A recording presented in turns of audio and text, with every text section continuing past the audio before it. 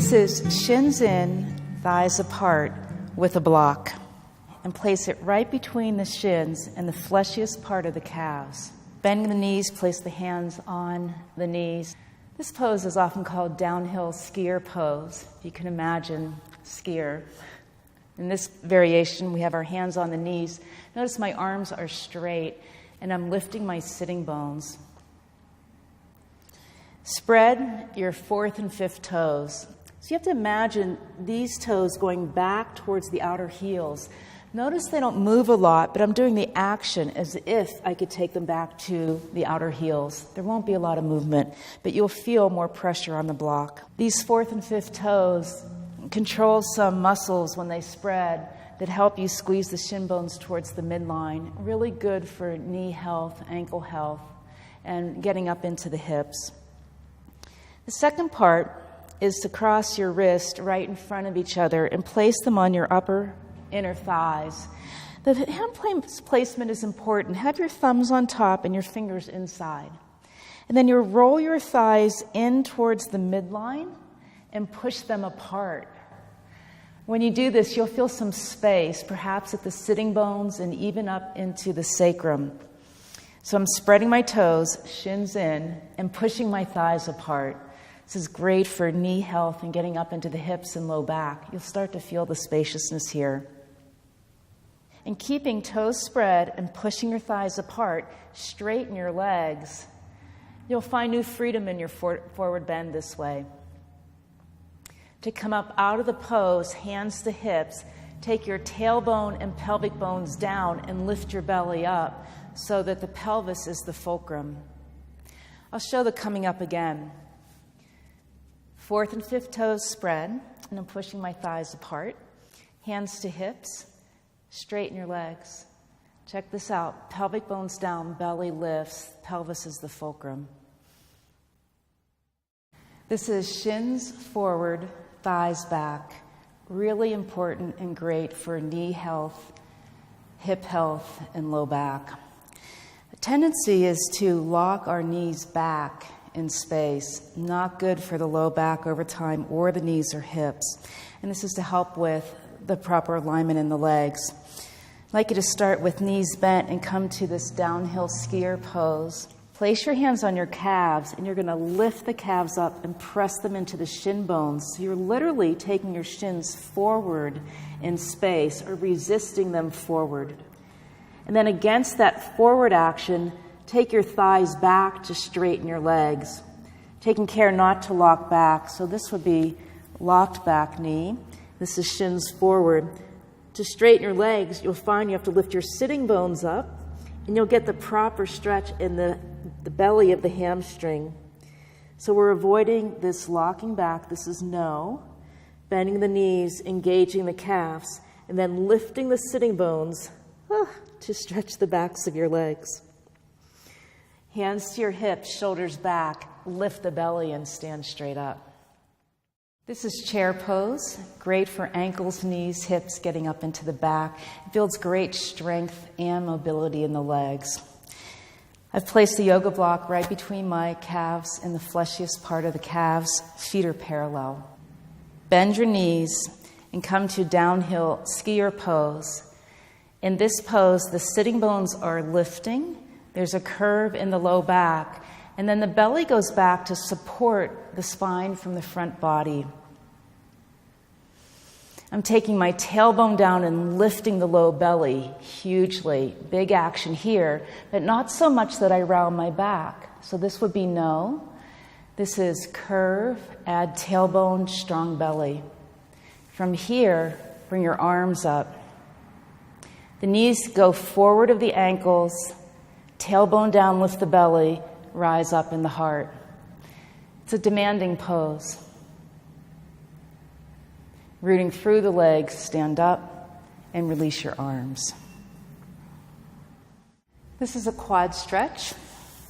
You'll stand with your side to the wall, hand on the wall. We're taking balance out of it by having your hand on the wall.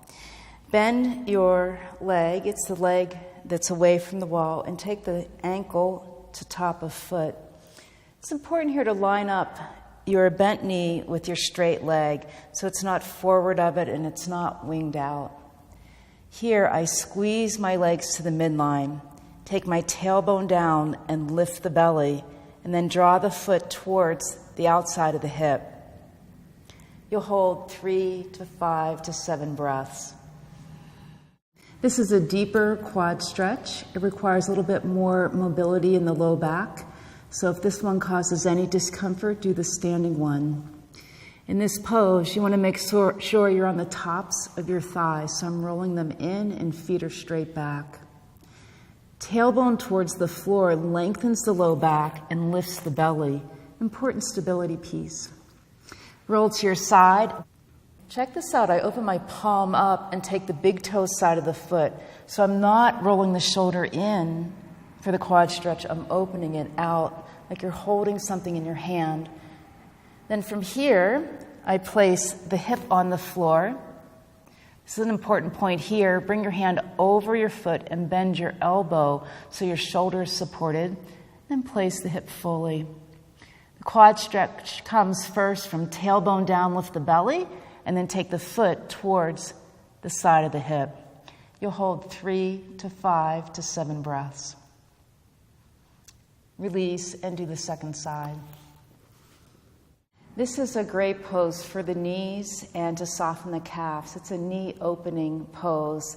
Life really compresses us over time in the joints, and this helps create space in the knees.